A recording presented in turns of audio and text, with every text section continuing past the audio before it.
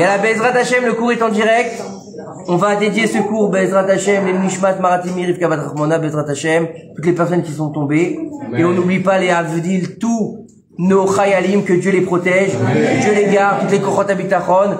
Et on pense à eux pour chaque mot qu'on va dire ce soir, pour nos Khatoufim aussi, que Bezrat Hashem, très rapidement, il rentre à la maison, Bezrat Hashem, et que Bezrat Hashem, tout le peuple d'Israël, il soit protégé et sauvé en cette période dans laquelle on va rentrer dans le mois des Louls, Bezrat Hashem.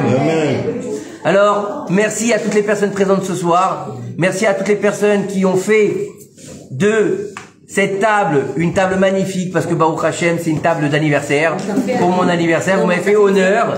Merci beaucoup pour mes 48 ans. Voilà, que vous saviez au moins quel âge j'ai quand même. Pour mes 48 ans. Voilà, vous m'avez même fait la surprise d'amener ma femme, donc ça fait plaisir. Même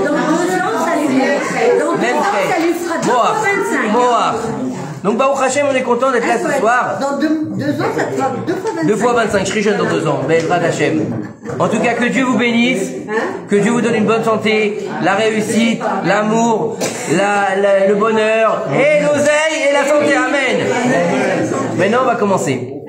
Et une bonne séparation. Ah oui, une bonne séparation.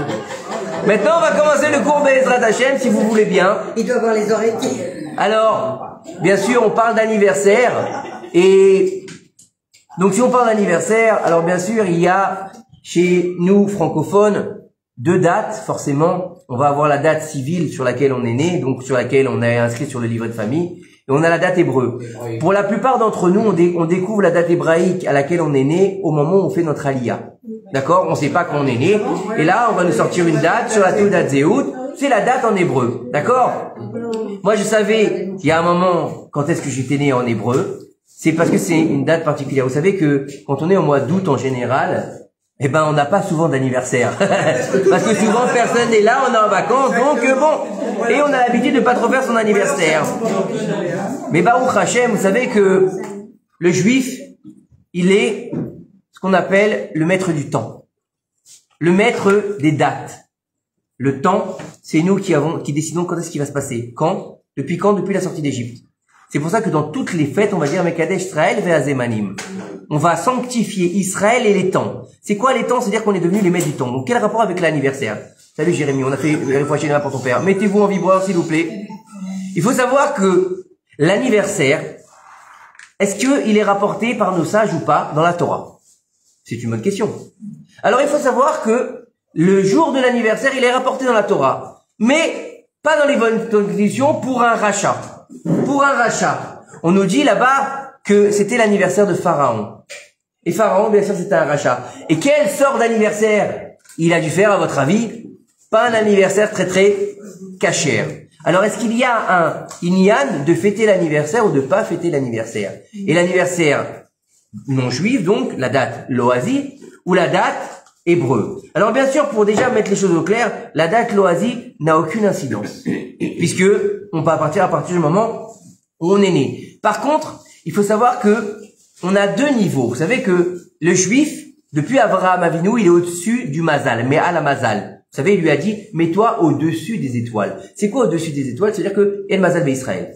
Mais on sait que les forces de la nature ont une influence sur la nature et sur les personnes. Donc quelque part, la date aussi, le mois où tu vas naître, il a une incidence. Même si c'est en Tarikh Loazi, il y a des jours qui sont plus ou moins bons parce qu'ils ont une incidence avec les jours hébreux. Donc des jours qui sont plus ou moins durs. Des fois, par exemple, dans la date française, ça va tomber par exemple dans une période comme Ben Hametzarim. Donc forcément, c'est une personne difficile. Mais lui, il va faire son anniversaire après Ben Hametzarim. Mais étant donné qu'en français, il y a quand même cette mashpia, c'est difficile, vous comprenez? Mais on ne fait pas attention à la date française. On fait attention à la date hébreu. Donc pour moi, c'est le 26 Menachem Av. Donc c'est Shem Havaya, Yudke Vavke. Et en français, ce qui est marrant aussi, c'est que il y a un rapport encore avec Dieu, puisque en français, c'est le 10 du mois d'août. Donc il y a encore une incidence avec les 10 Sphirot et le Shem Havaya, qui est les Mochin des Gadlut et les 7 Sphirot de notre monde. Donc Baruch Hashem, je suis un lion. Comme ma fille. Baruch Hashem, je suis, et en plus le signe c'est un lion, donc il y a plein de choses derrière. En tout cas, Baruch Hashem, ça fait plaisir. Baruch Hashem. Mazal Tov. Et j'aimerais bien savoir sur le lion. Le lion, c'est le roi des animaux. Oui, Voilà. Le lion, c'est un feignant. C'est le meilleur, je vous crois. Le lion, c'est le meilleur, le lion. le lion est un signe, le lion est un signe de feu. Le lion est un signe de feu, de royauté. Le Inyan du lion, il est en rapport avec la sainteté absolue. Pourquoi? Parce que c'est un des pieds du char céleste, comme on l'a déjà expliqué. Le lion, le bœuf, l'aigle et l'homme. D'accord? Le lion, c'est, s'il vous plaît, c'est le bœuf ou le taureau, si tu veux. Non, le bœuf et un taureau, c'est pas pareil. Bon, d'accord, il joue sur les mots ce soir, hein. Tu lui as donné ces petites pilules? Non. Alors,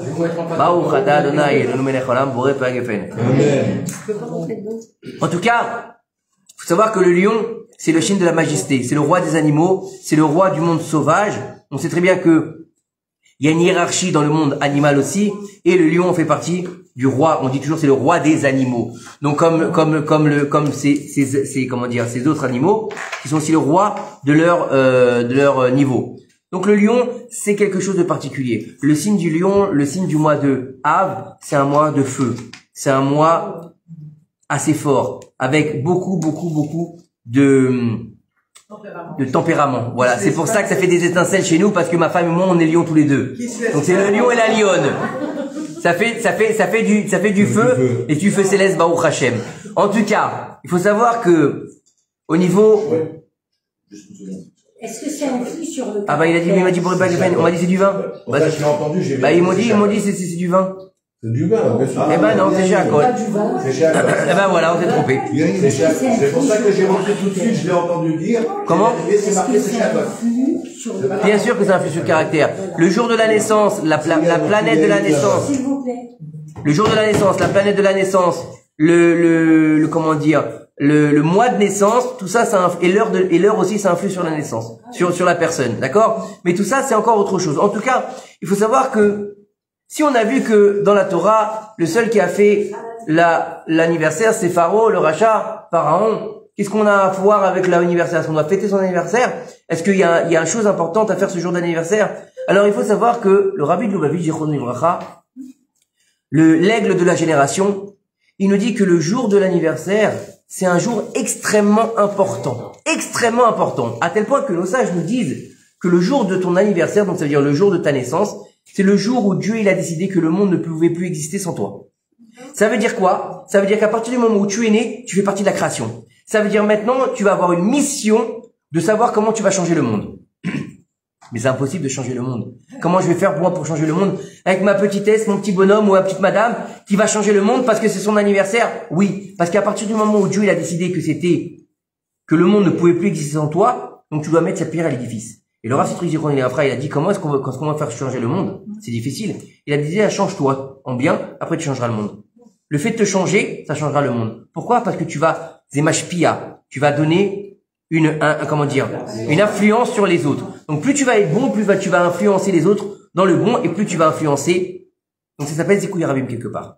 Donc c'est très important. Donc c'est un jour où il faut reconnaître, avoir Akarat Hatov envers qui? Envers Akadosh Baruch Hu. Envers Akadosh Baruch Hu, puisqu'il a décidé de faire descendre ta Neshama sur terre. Il faut savoir que la Neshama ne veut pas descendre sur terre. La Neshama ne veut pas venir. La Neshama, elle est sainte, elle est pure. On va lui dire, écoute, on va te mettre dans un corps, donc tu vas plus être dans le divin. Ensuite, tu vas aller sur terre pendant 70, 80, 90 ans, et là-bas, tu vas avoir des problèmes. Tu vas passer devant le restaurant, il est pas très cachère. Peut-être que tu vas tomber. Après, il y a la fille qui va te faire les yeux doux. Elle est pas très cachère, celle-là non plus. C'est pas grave. Et après, et ça. T'as une affaire qui va se passer. Il y a beaucoup d'oseille. Mais bon, tu sais, c'est un peu du forex. Est-ce que tu vas tomber ou tu vas pas tomber? Elle va dire, moi, j'ai pas envie d'y aller. Pourquoi tu veux que j'aille me tomber? Je suis bien là-haut. Je suis bien avec Akadosh Baruch Hu. Pourquoi tu veux que j'aille me salir? Contre son gré, on va la faire venir, et contre son gré, on va mourir. Donc ça veut dire que c'est un jour de Hakarat Hatov. Faut remercier Akadosh Baruch Hu pour le fait d'être venu sur terre. Parce que c'est une chance de passer sur terre. Pourquoi? Parce qu'on dit que ce monde, il ressemble à quoi? À un couloir. Et que le monde après, c'est le salon. Donc c'est quoi? Ça veut dire que tu vas travailler ici pour avoir ta maison. Tu vas avoir ta demeure. Donc si tu passes pas par ici, comment tu fais pour avoir des mérites? Tu peux pas.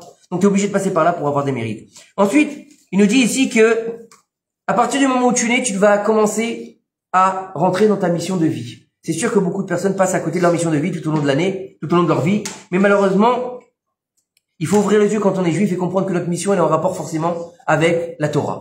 Elle est en rapport avec le Kadosh Baruch Hu. Pourquoi? Parce que on est totalement lié à Kadosh Baruch Hu. Pourquoi? Chelek Elokam imal mamash la neshama. C'est quoi? Une partie inhérente de Dieu qui est à l'intérieur de toi. Donc ça veut dire que tu peux pas faire autrement.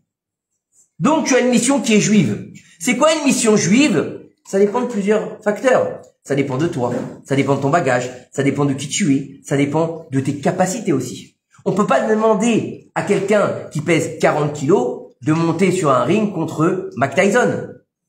Il va se faire fracasser. Bah, c'est pareil par rapport à nous. On peut pas demander à quelqu'un qui a une petite capacité de faire grande chose. Il est banouille, il est construit. On parle pas du poids, bien sûr, ça n'a rien à voir. Hein. T'as des gens qui étaient très maigres et qui ont fait des choses extraordinaires. On parle pas de ça. Et vous comprenez, la consistance interne, donc de la neshama de la personne, elle est différente. Il y a des neshamas qui viennent de très haut, des neshamas qui viennent de très bas. Il y a des neshamas qui viennent de très bas et qui montent très haut.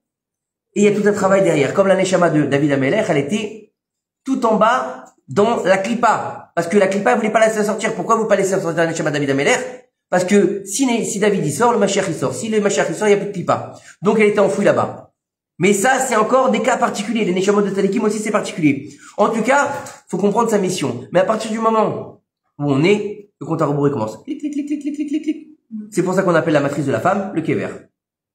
Puisqu'on commence le compte à rebours à partir du moment où on sort. Nachon? Mais ça, c'est encore, ça fait partie de la vie. Comme on l'avait déjà expliqué dans le cours sur la vie après la mort. En tout cas, c'est un jour, qu'est-ce qu'il faut faire? Donc si c'est un jour important, si le Rabbi Lubavitch, il nous dit que c'est un jour de joie, c'est un jour intense, c'est un jour où il faut bénir ses amis, c'est un jour où il faut être joyeux. Mais c'est pas tout, c'est quoi joyeux? C'est quoi fêter un anniversaire? Fêter un anniversaire, c'est pas aller en boîte de nuit, c'est pas péter le champagne et la vodka et rentrer chez soi bourré, ça c'est pas un anniversaire. Alors il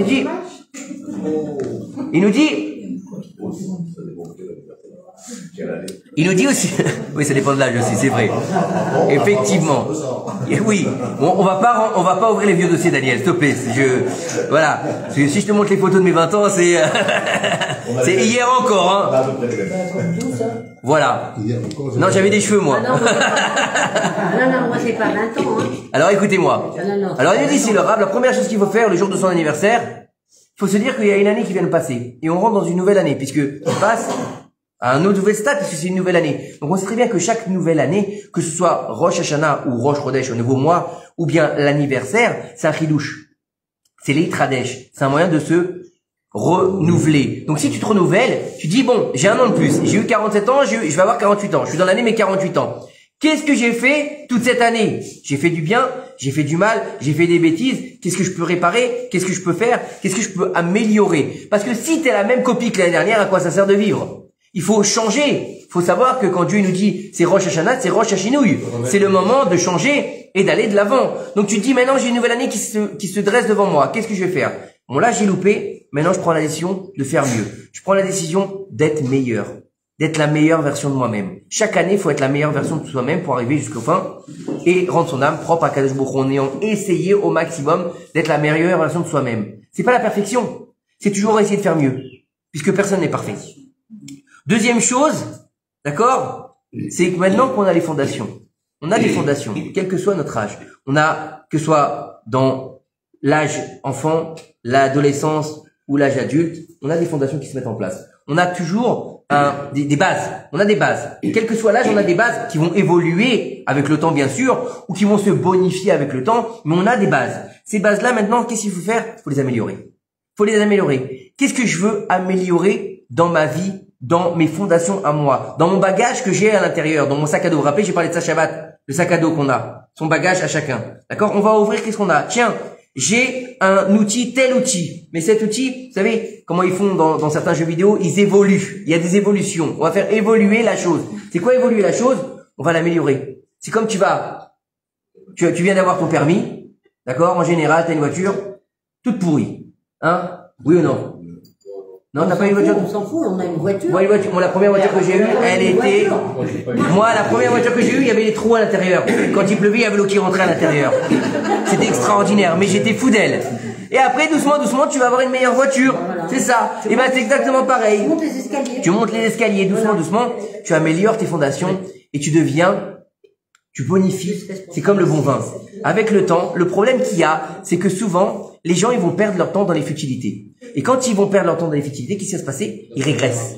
ils régressent à tel point qu'on te dit les Talmid Chacham, avec l'âge, ils ont la sagesse, pas la singesse. Alors que les autres, ils ont la singesse. Qu'est-ce qui se passe?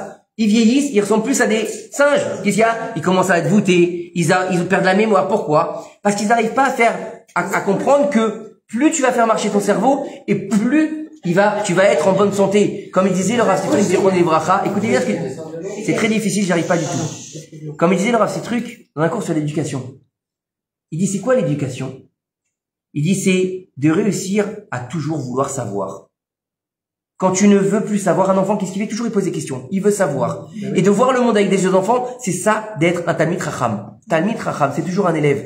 Il est toujours en train de poser des questions. Un Talmid, pourquoi on l'appelle Talmid? Parce qu'un Talmid, il pose des questions. Il veut toujours savoir. Et s'il veut savoir, il veut toujours grandir. Mais grandir en restant un enfant. Vous avez compris? Ça veut dire qu'il veut toujours voir le monde avec ses yeux d'enfant, mais il veut grandir. C'est ça un Talmid Chacham. Et dès le moment où tu es blasé, tu penses tout connaître, tu vieillis. Donc tu meurs. Vous avez compris? Il faut toujours être jeune. Maintenant, ensuite, si on a pensé à faire Cheshbon Nefesh, j'ai fait le bien, j'ai fait le mal, qu'est-ce que je peux aller mieux? Maintenant, je vais améliorer, je vais bonifier mon être. Je vais devenir meilleur. Je vais prendre une de mes bases, et je vais essayer d'en faire quelque chose de mieux. J'ai besoin d'un outil. J'ai toujours besoin d'avoir quelque chose qui va m'aider. Alors, je vais prendre quelque chose sur moi. Une chose. Je vais prendre une chose sur moi. Une mitzvah que je vais vraiment à laquelle vraiment je vais me tenir pour pouvoir la garder. Alors bien sûr, le problème qu'il y a, c'est que les gens, quand ils prennent une mitzvah, ils prennent des trucs de malade. Je vous dis franchement, quand tu dis aux gens, qu'est-ce que tu prends? Je vais prendre tout le Tehillim. Tu l'as déjà lu? Jamais de la vie. J'arrive même pas à lire le premier. Ça va te prendre 6 mois pour lire ton Tehillim. Ah mince, j'avais pas pensé à ça. Dis Blinéder alors, s'il te plaît. Ils pensent pas à ça. Au lieu de prendre une bracha avec Kavana ou bien d'un Tehillim par jour, les gens tout de suite. Moi, je vais mettre Rashi, Rabbeinu Tam et les 24 autres paires de tefilines. Et dis-moi, si déjà t'arrives à mettre Rashi bien, c'est déjà pas mal. Baruch Hashem. Rabbeinu Tam. Ils ajoutent 1 heure après Shabbat. Non, ça n'a rien à voir, c'est encore autre chose. Moi, je parlais des tefilines de Rabbeinu Tam. D'accord? Ou si un mec, c'est un bon exemple, ça. Le type, il va dire, moi, maintenant, je vais faire sortir Shabbat à Rabbeinu Tam. C'est 1 heure après en général. Mais le type, c'est un gros fumeur. Et pendant l'heure de Rabbeinu Tam, ça va être un chien enragé. Mais tu sais quoi? Arrête, fais-le Arashi, c'est plus simple, ça sert à rien. C'est pas prendre quelque chose sur toi, ça. C'est emmerder le monde, ça sert à rien. C'est pas la peine de faire ça, c'est pas baril. C'est pour ça qu'il faut prendre quelque chose dont on est capable de tenir. D'accord? Quelqu'un qui dit, je vais prendre une petite page de mon livre chaque jour en français, c'est mieux qu'un type, il va dire, moi, tous les jours, je vais prendre une page de Gemara en hébreu. Mais je sais pas lire l'araméen. Il va avoir du mal, le mec, à faire sa page, on est d'accord? Donc c'est compliqué. Faut prendre des choses à notre mesure. Chacun à sa mesure. D'accord? La fille qui est pas du tout tsniout. D'accord? Elle a rien. Elle a 2 ceintures. Elle dit du jour au lendemain, elle s'appelle comme Mama Salé. C'est pas possible. Elle va jamais tenir. Pas doucement. Déjà, mets un t-shirt à la place de ta ceinture en haut. Après, mets une jupe un peu plus courte ou mets un pantalon, on voit moins. Et, plus long, ouais. Bon anniversaire. Mais une jupe un peu plus.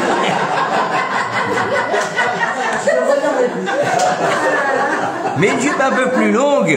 Et le kissouille, on verra après. Déjà que t'as la tsniout, le kissouille, tu verras. Mais doucement, l'autre, du jour au lendemain, elle est en topless, elle a mis kissouille, elle a mis les trucs. Elle tiendra jamais. Surtout avec cette chaleur. Et en plus avec cette chaleur. Et la dernière chose, d'accord? C'est quoi? C'est de parler de Torah. C'est de partager un Dvar Torah. Pourquoi? Parce que Etzraim ila Machzikimba, c'est l'arbre de vie. Si on t'a donné une année de vie en plus, on partage la vie. C'est quoi l'élixir de vie? C'est la Torah. Donc si toi t'as juste pensé à bouffer des gâteaux et à boire un coup, bah t'es passé à côté de ton anniversaire. Si tu peux partager un moment de Torah, voilà, rien qu'en parlant d'un anniversaire, ça nous paraît simple.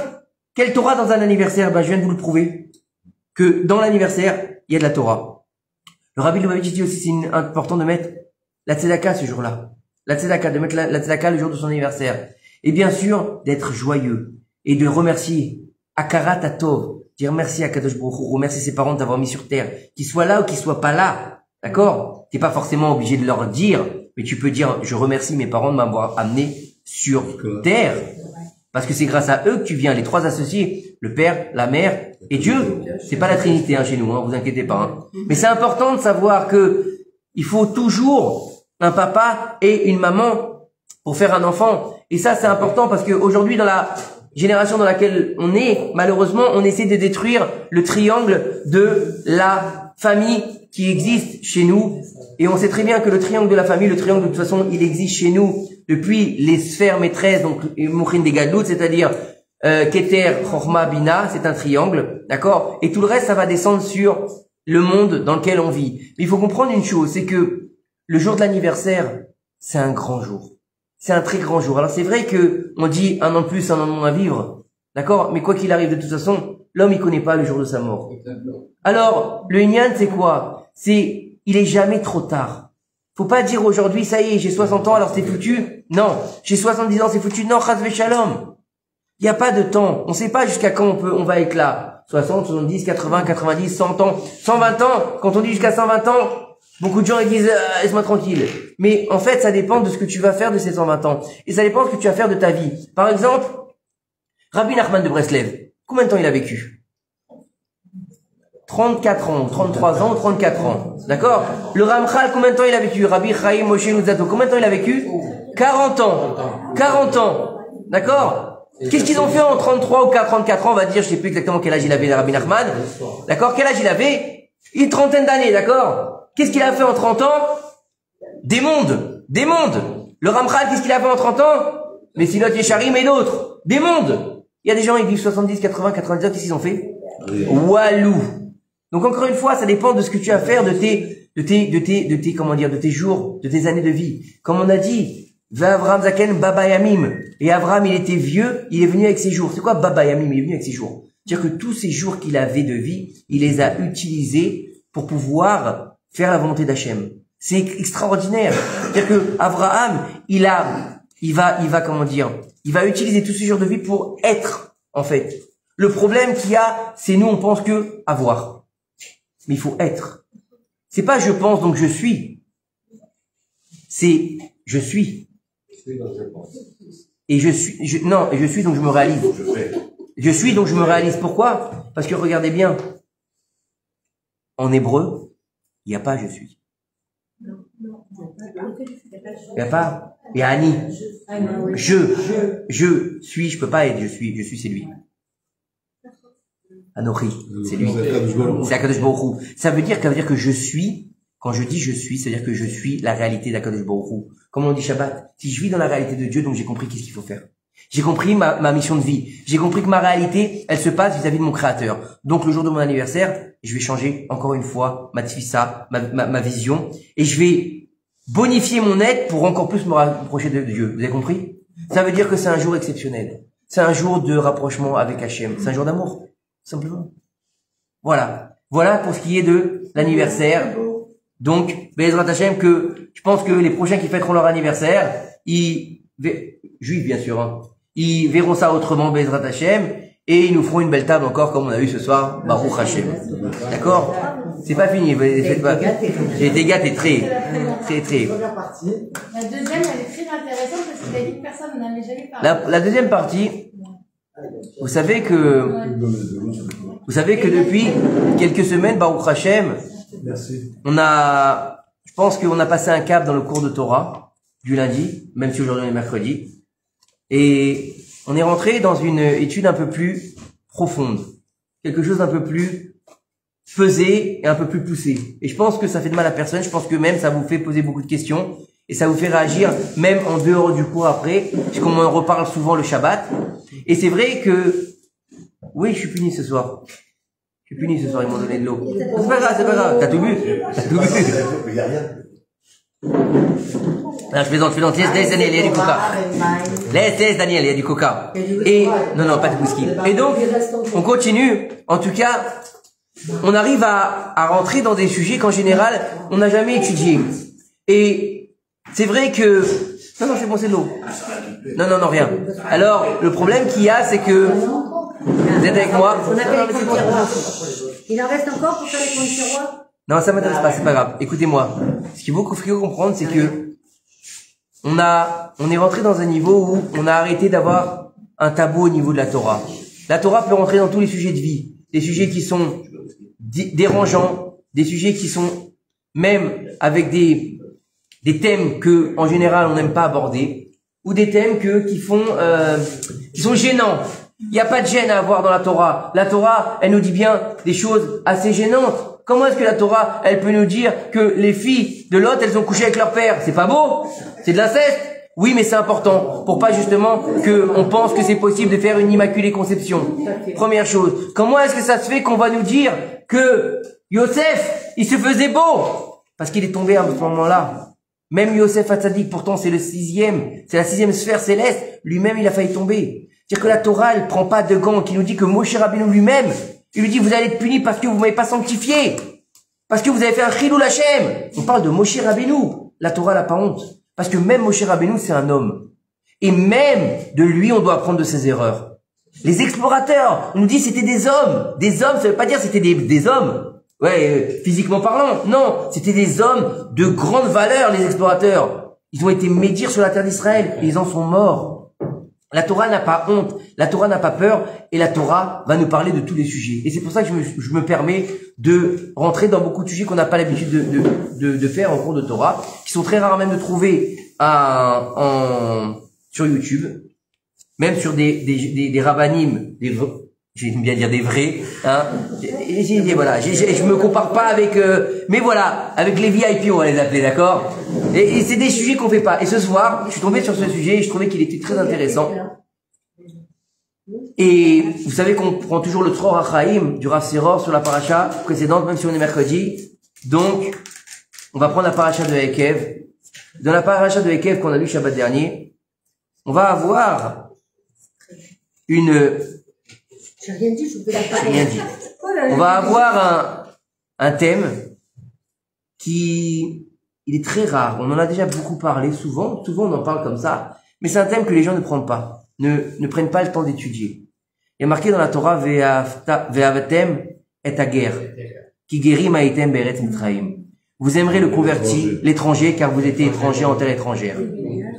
Et ça, c'est un sujet en général que on prend pas le temps.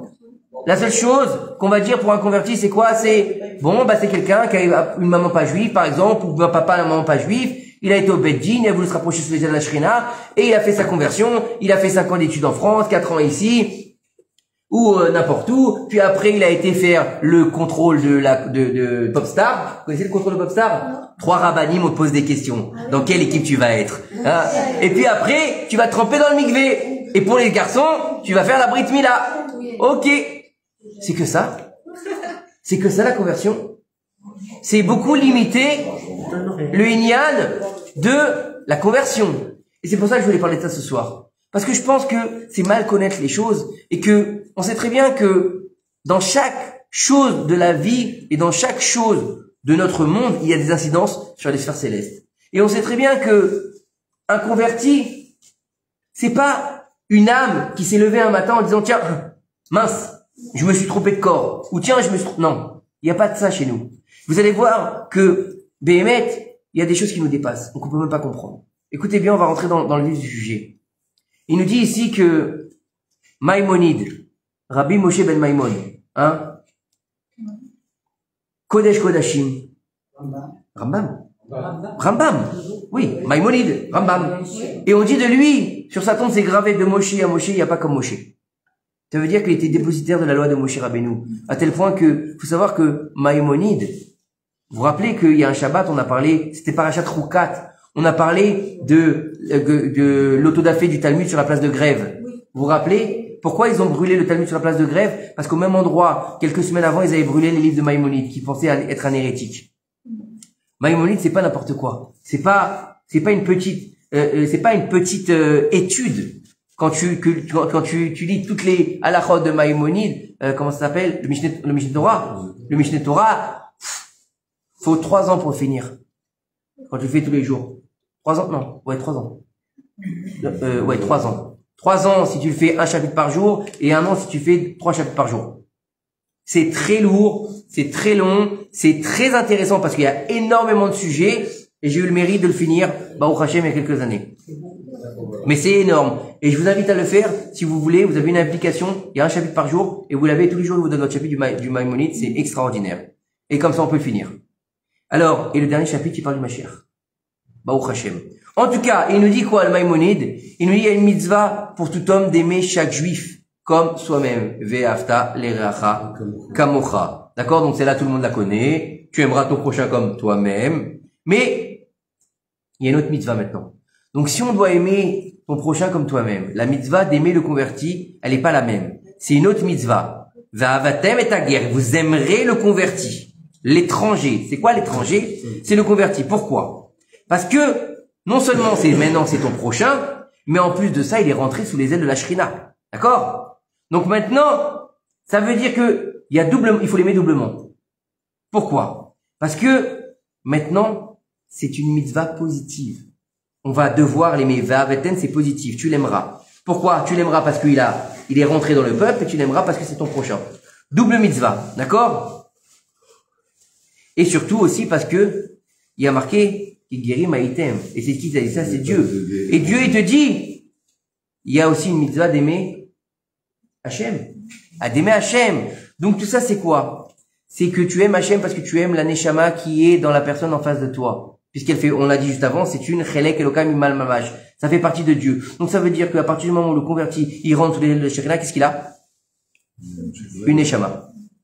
Donc tu dois aimer Dieu, tu dois aimer ton prochain, tu dois aimer le converti. Pour ces trois niveaux-là, ces trois niveaux d'âme, vous avez compris? Maintenant, ça veut dire qu'il a une intercelle divine qui va résider en lui. Comment c'est possible?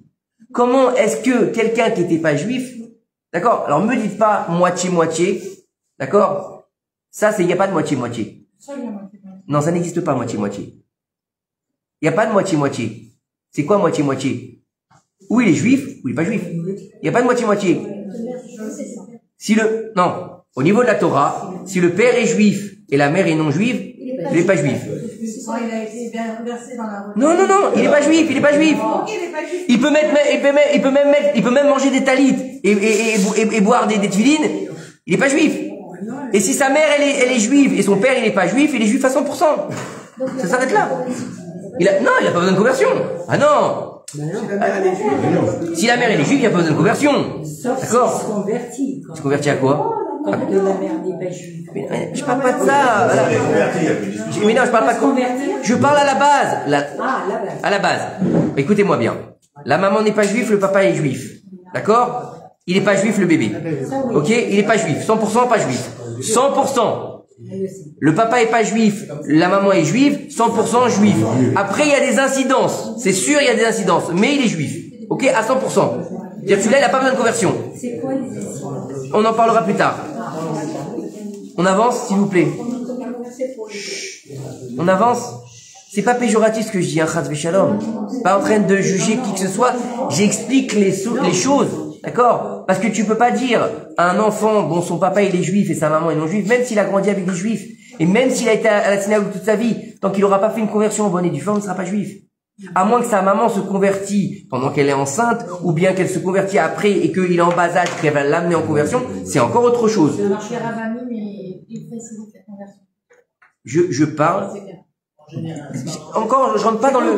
Je rentre pas comment se convertir. Je suis pas là-dedans. Et même un non-juif, il a un papa non-juif, une maman non-juive, il se convertit, c'est la même chose. Faut pas avoir un papa pour se convertir. Ça n'a rien à voir. Tu peux avoir une mère goy et un père goy, tu te convertis, t'es converti à 100% comme les autres. C'est bien clair, d'accord? Donc, en tout cas, il faut aimer l'étranger. Maintenant, le Mechilta, il va nous rapporter quelque chose. Il nous dit ici que les convertis, ils sont précieux aux yeux d'Akadosh Baruch Hu. Car Israël, il a appelé comment? Il a appelé Avadim, serviteur. Il a dit, Akadosh Baruch Hu, il dit, c'est à moi que les Bnei Israël, ils appartiennent en tant que serviteurs. Et les convertis aussi dans la Torah, on parle de Torah, bien sûr. Attention, on parle pas de n'importe quoi. On parle pas de ce qui se passe au consistoire. On parle pas de ce qui se passe dans les centres de conversion. Je parle pas de ça ce soir. Je rentre même pas là-dedans. Et je juge pas les gens qui se convertissent comme ci, comme ça, je veux même pas le savoir. Chacun son histoire et faut respecter chacun avec sa vie. Je parle pas de ça du tout. Je vous dis, regardez ce que nous dit ici la Torah. Dieu dit que ses enfants, ils sont appelés serviteurs. Mais il nous dit ici que les convertis aussi sont appelés serviteurs. Et le fils de l'étranger, qui se rapproche de l'éternel, se vouant à son culte, aimant son nom, il devient pour lui un serviteur. Ça veut dire qu'un converti, il devient pour Akadosh Baruch Hu un serviteur au même titre qu'un Ben Israël. Donc il monte de Mahala, il va augmenter sa personne. Sa personne, c'est pas simplement son enveloppe physique. C'est pas que ça. Prenez bien en compte qu'on a l'extériorité et l'intériorité. D'accord? Alors maintenant, la question qui se pose, c'est si c'est une mitzvah d'aimer le converti, c'est une mitzvah positive de la Torah, c'est marqué dans le livre. Va'avatem et ger. Vous aimerez le converti. Donnez-lui du champomis. Il se réveille, tiens, tu veux du champomis? Mais attends, il travaille comme un esclave de bon Oui, matin, oui. très tôt. Oui. Laissez-le, il est fatigué. Alors, pourquoi est-ce que Akadosh Baruch Hu, pourquoi est-ce qu'Akadosh Baruch Hu, il les estime autant? Pourquoi est-ce qu'ils ont une place particulière? Maintenant, il faut savoir que, avant toute chose, le inyan de la conversion, c'est un inyan de teshuva. C'est un inyan de teshuva. C'est-à-dire que la personne qui va se convertir, elle est prête à abandonner son père, sa mère, sa patrie, ses amis. Parce que, regardez ce qu'on fait avec les juifs aujourd'hui. Mais franchement, la vérité, aujourd'hui, il faut être fou pour se convertir. Il faut être fou. D'ailleurs, ils lui disent les rabbinim, est-ce que tu es prêt à souffrir comme le peuple d'Israël? Ils lui disent. Parce que qu'est-ce que tu vas recevoir? Peuple élu. Elle est élu, waouh. Vous n'avez pas vu à la montagne, là, à la montagne, l'autre il avait son beau break, la Free Palestine. Hachem Ishmor. Alors écoutez bien, s'il est prêt à quitter son père, sa mère, non mais écoutez bien les mots, il est prêt à quitter son père, sa mère, sa patrie, ses amis, ça vous rappelle rien? Lech lecha me'artzecha. Abraham, ouais, avec un temps de retard. Abraham! Ça veut dire que cette personne-là, elle a une grandeur particulière. C'est un individu qui a une neshama qui est spéciale. C'est quelque chose de pas si simple que ça. Écoutez bien. Nos maîtres, ils ont enseigné que, en fait, quand un non-juif, il vient se présenter devant le Beth Din, devant un rab pour se convertir, il va lui poser une question. Mais tu sais pas qu'est-ce qu'on fait aux juifs dans notre époque? Tu sais pas ce qui se passe? Est-ce que tu sais pas ce qui se passe? Sous couvert d'antisionisme, on va aller les renvoyer des cafés, on va leur interdire d'aller acheter une bouteille d'eau, on va leur taguer leur maison, on va brûler leur voiture. Pourquoi? Parce qu'ils sont juifs. C'est ce qui se passe. Et s'il répond, écoutez bien, et s'il répond, je le sais, mais je veux quand même partager le lot du peuple d'Israël, même si j'en suis pas digne. Ouais, je suis de l'extérieur. Je suis pas digne d'être comme un juif. Voilà ce qu'il dit. Je suis pas digne. Je suis pas encore arrivé à ce niveau-là de faire partie du peuple d'Israël. Donc, je veux quand même vivre ce qu'ils vivent. S'il dit ça, on l'accepte. Et on va lui enseigner quoi? On va lui enseigner notre Torah. Les combats, les mitzvot qui sont faciles et les mitzvot qui sont difficiles. Bien sûr, Badraga. D'accord? Tu vas pas lui dire, il va arriver le deuxième jour, tu lui dis, tiens, aujourd'hui, on va parler de la vache rousse. Il va te dire, laissez-moi tranquille. Vous êtes des fous, les juifs. Va pas lui parler de Shatnez. C'est des choses qui sont incompréhensibles. Doucement, tu vas lui faire comprendre l'amour des mitzvot, le respect du prochain, le Shabbat, etc. D'accord? Maintenant, il faut comprendre que ça va aller en évolution. Doucement, doucement. Et une fois qu'il sera en phase avec son judaïsme, c'est-à-dire qu'il aura accepté la Torah et les mitzvot pleinement, on passera par le stade quand même de vérifier ses connaissances, c'est normal, de savoir s'il est capable de vivre comme un juif, c'est la moindre des choses. Et puis après, comme on a dit, l'immersion dans le mikvé pour une fille comme pour un garçon, et pour le garçon, la circoncision, quel que soit son âge. Quel que soit son âge. Et j'avais entendu une fois que si un converti, écoutez bien, si un converti, il n'est pas en mesure de se circoncire, on ne peut pas l'accepter. C'est-à-dire que un juif, écoutez-moi, non mais écoutez, on n'est pas là pour polémiquer, écoutez-moi s'il vous plaît. Écoutez-moi. On doit lui faire une tache de sang, c'est tout. Maintenant, expliquez bien. Pour que la conversion soit complète pour un homme, je parle pas pour un juif. Un juif, écoute bien Laurence, c'était ta question. Un juif qui peut pas faire la brit mila pour raison médicale. Il est juif. Il est juif, c'est pas un problème, il est juif à 100%. Sauf que il peut pas réaliser la Brit Mila. Là-bas, il y a quelque chose à réparer. D'accord? Pour X raisons, c'est des Inyan qui arrivent ici, qu'on va pas rentrer là-dedans ce soir. En tout cas, il y a Inyan. Mais est-ce qu'il est juif à 100%? À 2000% il est juif. D'accord? À 2000%. Maintenant, un converti. À la base, il n'est pas juif, on l'a bien expliqué. Et le besoin pour finaliser la conversion pour un homme, il n'y a pas d'excision chez nous, Chaz Shalom, d'accord? Les femmes ne sont pas touchées là-bas. Ok? Il n'y a pas une femme, elle ne subit aucune intervention chirurgicale. La femme, elle rentre dans le mikvé, elle s'est trempée, elle se rhabille. Shalom Aleichem, Baruch Hashem, Shema Israël, Hashem Elokeinu, Hashem Echad. L'homme, il va devoir faire la Brit Mila. S'il n'est pas en mesure de faire la Brit Mila, on ne peut pas l'accepter. C'est la condition sine qua non pour qu'il puisse rentrer dans le peuple d'Israël. Il peut pas se convertir. La circoncision. La circoncision. Oui, c'est pour que ça veut dire quoi de ne pas être en mesure de le faire? Il a une maladie. S'il est malade. Il a une maladie. Ou bien, il a 35 ans, il a les chocottes. Ou bien il a peur. Il a les chocottes. Et il a une peur ultime de l'aiguille. Non, un non-juif, non. Un juif, il n'y a pas de problème. Est-ce que ça peut se faire sous anesthésie? Il y a plusieurs niveaux, il y a des choses. Rentre pas là-dedans ce soir, je vous l'ai déjà expliqué. En tout cas, voilà, c'est la condition sine qua non pour finir sa conversion chez un homme. Voilà, j'ai expliqué, c'est tout. Maintenant, écoutez bien. Il nous dit, regardez bien le niveau d'un converti. Le Rav nous dit ici que le Talmud, donc le Talmud c'est pas rien, d'accord? Il va statuer que le converti, à partir du moment où il a accepté en tant que converti, donc il a fini tout à la fin, d'accord? Ça a pris 4 ans, ça a pris 5 ans, ça a pris 6 ans, j'en sais rien. On s'en fout. D'accord? C'est pas le problème. On parle d'une vraie conversion. À partir du moment où il a fini, c'est comme un enfant qui vient de naître, qui sort du ventre de sa mère. D'accord? Et une personne qui s'est convertie, elle est comparée à l'eau. Pourquoi elle est comparée à l'eau? Elle est humble comme l'eau. Pourquoi l'eau, elle est humble? Parce que l'eau, en fait, je sais pas si vous avez fait attention, l'eau, elle n'a pas de forme. L'eau, elle prend la forme de ce que tu la mets. Tu la mets dans un triangle comme dans un verre, elle va être en triangle. Tu la mets dans un rond, dans un ballon, elle va être ronde. Elle va toujours, et regardez bien l'eau, elle va toujours vers le bas. Le feu, il va toujours vers le haut. D'accord? L'eau, elle va toujours vers le bas. Pourquoi elle est humble, l'eau? Elle veut descendre. D'accord? Alors maintenant, c'est quoi la différence au niveau des Neshamot? C'est quoi le Inyan? Et d'où est-ce qu'elles deviennent cette Neshamot? Maintenant, faut savoir que le Zohar HaKadosh, il va nous dire quelque chose. Il va nous expliquer que lorsque un homme et une femme, ils vont se rencontrer dans l'intimité, ils vont concevoir un corps matériel. D'accord? Vous avez tous compris, ça s'appelle un enfant. Ok?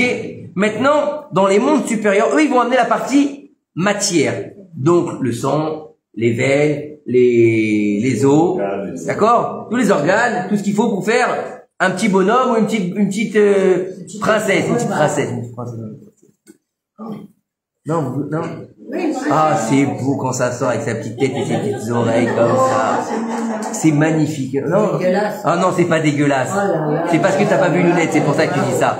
C'est parce que t'as pas vu Nounette quand elle est née. Nounette, quand elle est née, on aurait dit un ange. Ma fille, la première, quand elle est née, on aurait dit qu'elle avait une auréole sur la tête et qu'elle était en train de prier. On aurait pu la prendre en photo. Non, pas lui. Elle était belle. Les garçons aussi, mais c'est pas la même chose. Elle est belle, ouais. C'est là dans un donjon. Alors on continue. Alors écoutez bien. Maintenant que le papa et la maman, ils ont fait le corps, très bien, ça y est, on a un bout de chair. Hein, comme dit le Rav Ben Chetrit. De la viande plus ou moins bien organisée. Un shawarma, quoi. On a un petit shawarma, maintenant faut lui mettre une échama, ce shawarma. Quoi? De toute façon, il faut le savoir, vous savez, hein. Qu'il soit beau ou qu'il soit moche, tu diras c'est le plus beau du monde. Voilà, c'est dur comme ça. Les gens, ils vont arriver et... Ah, il ressemble à sa grand-mère. Tu dis, pauvre mon fils, elle est là, l'infirmière en train de vomir. C'est comme ça, on trouve toujours que les enfants, c'est les plus beaux du monde. Regardez-moi, ma belle-mère, tous mes enfants, ils ressemblent à mon beau-frère. Tous. Ah, moi, dès qu'ils ont... Oh, Thierry Joseph. Il ressemble un peu... Il ressemble pas à son père quand même. Ah non, je vois pas. D'accord, c'est pas moi le père. C'est comme ça. Bref. En tout cas, il faut savoir que maintenant, dans cette descendance, il va y avoir une Neshama. Cette Neshama, d'où elle va venir? Elle va venir des mondes supérieurs. Comme j'aime à l'expliquer le Shabbat, il n'y a pas en haut et en bas. Ça, c'est n'importe quoi. De dire Dieu, il est en haut, dans le ciel. Et nous, on est en bas sur terre. On est où là? Dans les mondes supérieurs et les mondes inférieurs. C'est tout. Maintenant, il y a plusieurs niveaux. Alors, il nous dit ici que ces lumières, d'accord, qui sont des âmes, ok, et les âmes des convertis, d'accord, elles sont dans le Echal du Gan Eden inférieur. C'est là-bas qu'elles sont les âmes des convertis, d'accord. Maintenant, il faut savoir qu'une âme, elle est en mesure de se transcender et de grandir. Faut le savoir ça. On va le voir plus tard. Il y a des âmes de convertis qui sont devenues des références dans le monde juif, comme jamais on aurait pu penser. Vous allez voir. Vous allez voir, mais vous allez voir jusqu'à quel niveau ça peut aller. D'accord? Elles sont, écoutez bien, elles sont gardées là-bas jusqu'au jour où elles sont destinées à rentrer à l'intérieur d'un corps d'un converti. Donc, quand un converti, il va faire la démarche pour se convertir, d'accord? Cette âme-là, elle va pénétrer sous les ailes de la Shrina, d'accord? Et la Shrina, la présence divine, elle va l'embrasser. Et elle va la prendre sous ses ailes. Elle va lui donner un supplément de lumière de Shrina. Ça veut dire qu'au moment où le converti va être en mesure de recevoir sa Neshama, il va avoir un supplément d'âme, un supplément de lumière. On va l'illuminer plus. C'est-à-dire que, comme je vous expliqué, on a une petite flamme qui va devenir un peu plus grande. C'est beau ou pas? Je trouve que c'est magnifique. Ça veut dire, mais comprenez les propos de ce soir. C'est-à-dire que souvent, on va banaliser la conversion, on va banaliser les convertis à des gens qui n'étaient pas juifs, ils sont devenus juifs. C'est plus que ça. C'est beaucoup plus que de comprendre que, comme je dirais, c'est que Dieu, il a plusieurs chemins. Et des fois, il va avoir un chemin complètement compliqué pour faire arriver à un stade donné. Il va faire passer par la conversion. Le Mashiach, vous avez vu le Mashiach par où il est passé? Ribono shel olam, l'inceste, le bâtard, le viol, le Hachem Ishmor. Le Mashiach, il est passé par tout ça. Pourquoi? Oui ou non? Il a là, tu me regardes bizarrement. Moi, je vous invite à voir le cours que j'ai fait sur le Mashiach. D'accord? La mère du Mashiach, c'est qui? C'est Ruth, Moabite. Moab, d'où il vient? De l'inceste de l'autre et ses filles. Un inceste, pourquoi t'as besoin de faire passer par là? Il a besoin de passer par là. David Améler, qu'est-ce qu'on disait de lui? Le bâtard. Le bâtard. Sa mère, elle a été avec quelqu'un d'autre. Pourquoi? C'est Mashiach. Je vous invite à voir ce cours, il est extraordinaire. Il y a toutes les ramifications de Mashiach depuis Abraham Avinu, qui est lui aussi, même lui, il est Ben Nida. Sa mère, elle était Nida quand elle l'a eu. Donc c'est très compliqué. Donc comprendre. Mais bien sûr, c'est une incidence. Ça s'appelle un moum. Je l'avais déjà expliqué à Shabbat. Il y a plusieurs. Oui, un moum, c'est un défaut. Mais un défaut, c'est pas forcément corporel. C'est un défaut qui peut être aussi dans la tête. On nous dit qu'il y a plusieurs enfants qui sont dotés d'un moum et il peut se comment dire, pas se rétablir, mais faire un tikkun dessus, d'accord? Comme Abraham Avinu, il était Ben Nida, mais ça l'a pas empêché de devenir Abraham Avinu. Pourtant, son père c'était un idolâtre, sa mère c'était une idolâtre, et ils l'ont eu quand elle était Nida. Donc c'est pas rien. On a plusieurs femmes comme ça, la Ben Temoura, la Ben Nida, la Ben Eshena, la Ben Shikora. C'est plusieurs niveaux comme ça. Ben oui. Une femme qui est bourrée, une femme qui est détestée, une femme qui est Nida. Normalement, c'est interdit d'aller avec elle. Il y en a 7 comme ça. Il y en a 7 comme ça. Il me semble 7 ou 5, je me souviens plus. Ne m'en tenez pas rigueur, moi, les chiffres, hein. J'ai rencontré mon alter ego cette semaine, dans un magasin. Pour rendre la monnaie à ma femme, il a fait la calculatrice. 50 moins 27, il a pris la calculatrice. Je dis, Ribono shel olam, c'est la première personne que je vois qui fait comme moi. Je lui ai dit, ça fait plaisir de te voir. Il m'a dit, pourquoi? J'ai dit, tu prends la calculatrice. C'est extraordinaire. J'étais content. J'ai dit, je suis pas le seul dub qui sait pas compter. Grâce à Dieu. Je sais faire plein de trucs, mais compter, je sais pas. Alors, écoutez bien. Maintenant, c'est un niveau de Neshama aussi au niveau du papa et du maman céleste. C'est-à-dire que la Neshama, elle va être construite avec un papa physique et une maman physique. Mais si c'est un converti qui vient pas d'un couple juif, d'accord, ça veut pas dire que c'est des mauvaises personnes, hein. Ça peut être des juifs parmi les nations du monde. Ça peut être des gens très bien qui se comportent avec sniout, mais ils sont pas juifs. C'est pas une tare. Ils sont comme ça, ils sont nés comme ça, d'accord? Maintenant, faut savoir que cette lumière, elle va venir d'un papa et d'un maman spirituel. Et donc, elle va être prise par son côté masculin, son côté féminin pour devenir la neshama d'un converti.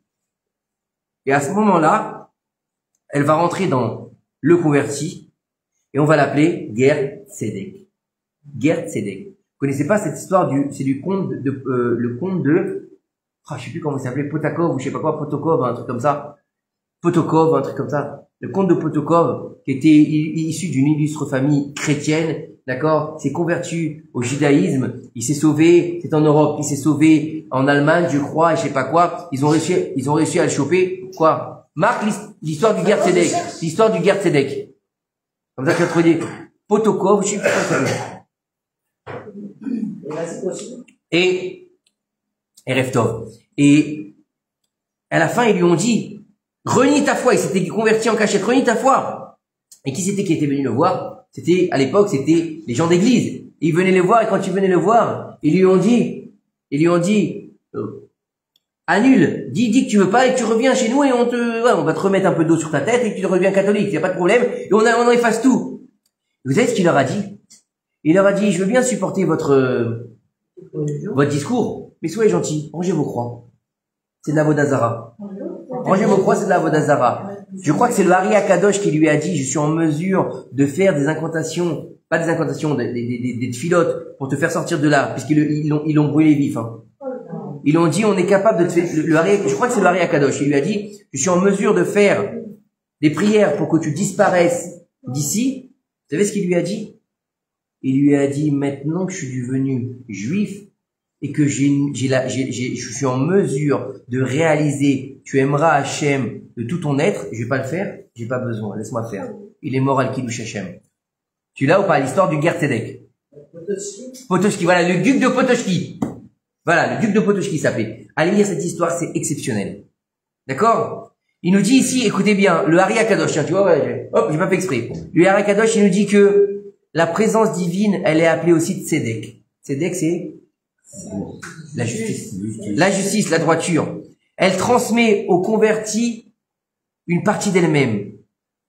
Et, en fait, il faut savoir qu'un homme, ou une femme, bien sûr, qui était au début un non-juif, qui vient se convertir, une âme issue d'union entre les âmes des justes se trouvant au Gan Eden inférieur, pénètre à l'intérieur de lui. Puis après sa conversion, il mérite qu'une âme de sainteté entre en lui, tout comme les âmes des enfants d'Israël.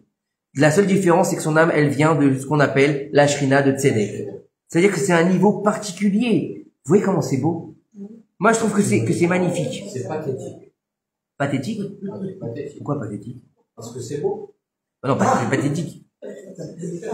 Pathétique, c'est péjoratif en général. En tout cas, mais il y a un autre niveau. Écoutez bien, il y a un autre niveau. Il y a un autre niveau des âmes. Écoutez bien que le Zohar Kadosh, il va nous dire que Avraham et Sarai Menou, avant de devenir Avraham et Sarai, il s'appelait Avraham et Sarai. Et lorsque Dieu, il va leur dire Lech lecha me'artzecha, il y a marqué là-bas, qu'est-ce qu'il y a marqué? Et il y avait toutes les âmes qu'ils ont fait à Haran. C'est quoi toutes les âmes? Ils étaient stériles. Et ils ont conçu aucune âme. Pourquoi? Physiquement, ils ont conçu aucune âme. Pourquoi? On a dit que, et Sarai, elle était stérile. Et elle n'avait pas d'enfant. Déjà, rien que ça donne à réfléchir. Sarah était stérile, elle n'avait pas d'enfant. Elle n'avait pas de matrice. Mais si Sarah est stérile, c'est sûr qu'elle n'a pas d'enfant, hein. Ouais. Une femme qui est stérile, en général, elle n'a pas d'enfant. Donc pourquoi cette redondance? Elle n'avait même pas la possibilité d'engendrer des enfants, Sarah. Elle n'a pas de matrice.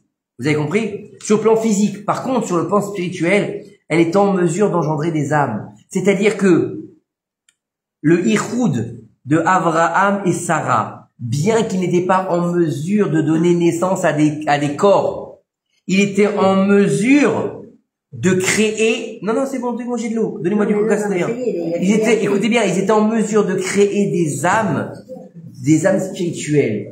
Ça veut dire quoi? Vet anefesh aser ashub echaram. Et les âmes qu'ils ont fait à Haran. Ça veut dire quoi, ces âmes qu'ils ont fait à Haran? Il y a deux possibilités. Soit tu vas être en mesure de l'union des justes dans le monde matériel, comme Abraham et Sarah, d'engendrer des âmes qui vont être les âmes des futurs convertis, ou soit celles qui viennent du Tzedek. Ça veut dire quoi? Ça veut dire que les justes, même quand ils sont pas en train d'avoir des enfants, écoutez bien, ils vont être en mesure par leur intimité spirituelle, pas forcément d'intimité de corps, leur intimité spirituelle de créer des âmes qui elles-mêmes ensuite vont rentrer dans les âmes des convertis. Vous avez compris? Ça veut dire qu'Abraham et Sarah, qui étaient stériles, qui n'avaient pas d'enfants, toute cette période-là, ils ont fait des âmes qui feront quoi? Des futurs convertis. ça veut dire que, il y a quelque chose de fondamental là-dedans. Il y a quelque chose de très fort là-dedans. C'est-à-dire que le tzaddik, il a une incidence sur le monde exceptionnelle. Que ce soit à notre niveau, au niveau des conversions, au niveau des enfants, au niveau des adultes, au niveau de tout le monde, au niveau du monde. C'est-à-dire que le tzaddik, il peut générer une création sans avoir besoin de la créer, vous comprenez? C'est-à-dire que c'est un niveau vraiment très grand. Et là, ici, regardez bien ce qu'il nous dit. Le Harizal, il dit que même après la mort, l'homme peut s'unir avec son autre moitié dans le Gan Eden. Vous imaginez? Avec sa moitié dans le Gan Eden. Rasra. Regarde, tu les vois comme ça. Oh non! Oh non!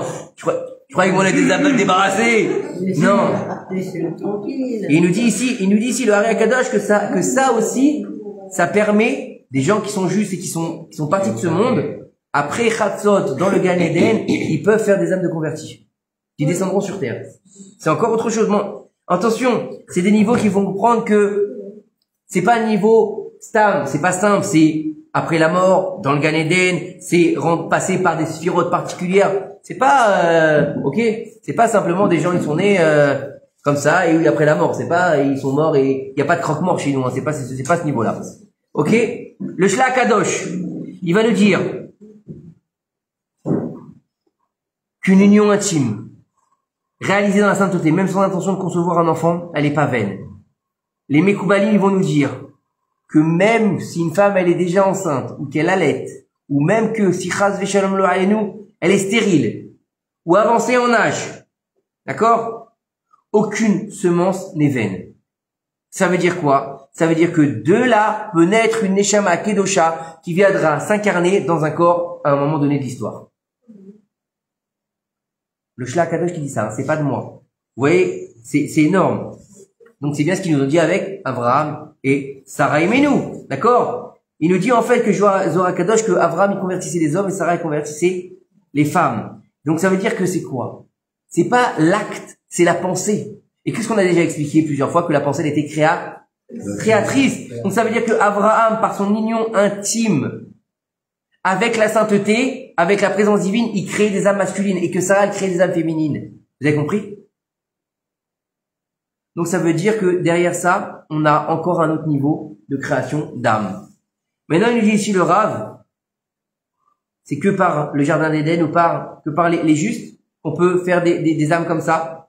Alors, il nous dit il y a une troisième possibilité. Ça va jusque-là, tout va bien, ça vous plaît? C'est pas de moi. Hein? Je vous dis, ce livre, c'est de la bombe. Mais il peut être aussi très dangereux. Parce que tu prends ce livre et tu le lis comme un Picsou Magazine, tu t'exploses, Ou t'arrêtes de croire en Dieu.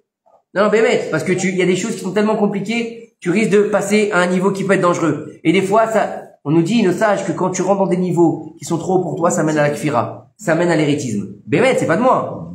Tu me regardes comme ça, c'est vrai, hein, ce que je dis. Je l'ai déjà entendu dans un cours. Non, tu vas regarder. Je te connais. Alors écoutez bien. Il nous dit il y a une troisième possibilité. Le Harizal, il va encore nous ramener quelque chose. D'accord? Il va nous ramener l'histoire de Hillel et Shammai. Hillel et Shammai. Il y a cette fameuse histoire de Hillel et Shammai. Shammai, il y a 3 non-juifs qui sont venus le voir. Ils lui ont dit convertis-nous. Alors bien sûr, il y a un sur le pied, il lui a dit toute la Torah, l'autre il lui a dit je veux manger les sacrifices, l'autre il lui a dit sur un pied, et l'autre il lui a dit je sais plus ce qu'il lui a dit le troisième, je me souviens plus. Et il nous dit ici que Shammai, il les a repoussés fermement avec la règle qu'il avait à la main. Et il nous dit ici, le Harizal, que Shammai, il a fauté à cause de sa sévérité excessive. Bet Shammai, c'est la justice. Bet Shammai, c'est pour ça qu'on n'est pas sous la tutelle de Bet Shammai, parce que sinon on pourrait pas faire la Torah. C'est trop, hein. Bet Shammai, c'est le coup près. C'est la règle de maçon qu'il avait à la main. Il y a pas. D'accord? C'est quoi Hanouka? C'est 8 jours.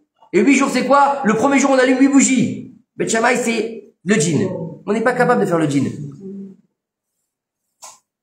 Alors, il nous dit ici, il a refusé de les convertir.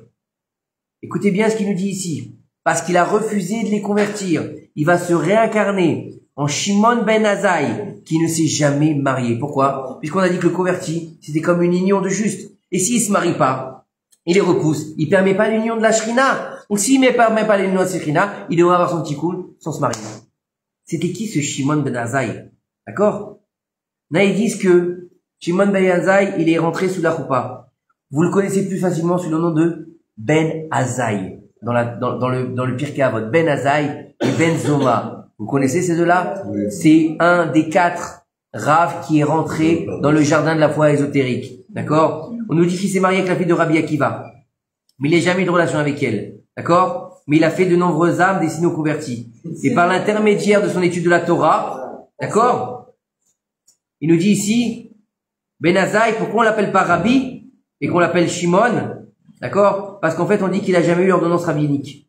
Pourtant, c'était une sommité en Torah. C'est pas un petit, puisqu'il est rentré dans le jardin de la foi ésotérique. Mais il a toujours eu le nom de statut d'élève. D'accord? C'était l'élève de Rabbi Yoshua ben Hanina. Et c'était la Chavruta de Rabbi Akiva. Donc imaginez le niveau, hein.